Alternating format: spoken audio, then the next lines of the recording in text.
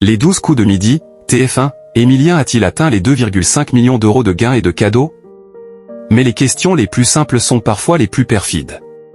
Et quand elles mêlent humour, logique et références décalées, même les plus grands peuvent plier. Malgré tout, Emilien garde le sourire. Il sait que la fin approche, que l'étoile mystérieuse s'éteindra un jour, mais il continue d'avancer, toujours élégant, toujours joueur.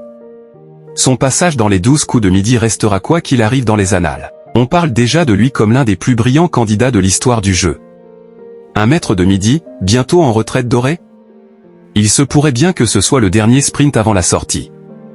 De retour ce vendredi 13 juin sur TF1, Emilien n'est pas parvenu à réaliser de coup de maître, mais il n'a pas non plus de quoi être trop triste vu la somme astronomique qu'il a amassée depuis ses débuts dans les 12 coups de midi en septembre 2023. Étudiant en histoire à l'université de Toulouse, Emilien a transformé un simple passage sur le plateau de les 12 coups de midi, TF1, en véritable phénomène télévisuel. Depuis ses débuts le 25 septembre 2023, le jeune homme originaire de Vendée s'est imposé en tant que plus grand champion de l'émission de Jean-Luc Reichmann. Plus qu'un simple recordman, Emilien est reconnu pour sa posture humble et pédagogique. Il prend le temps d'expliquer ses réponses et de contextualiser les sujets, parfois corrigeant subtilement des erreurs du jeu. Cette attitude lui a d'ailleurs valu l'admiration des téléspectateurs qui ne manquent pas de le complimenter sur les réseaux sociaux.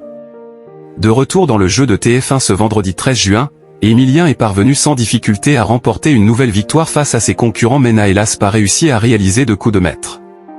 En effet, le champion s'est loupé sur les deux dernières questions de cette épreuve.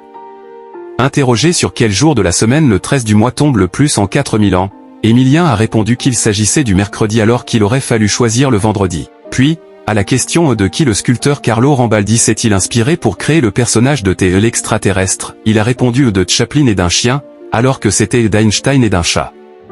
Résultat des courses. Pas de coup de maître et donc pas de possibilité de proposer un nom de célébrité pour l'étoile mystérieuse dont la vitrine s'élève actuellement à 32 399 €.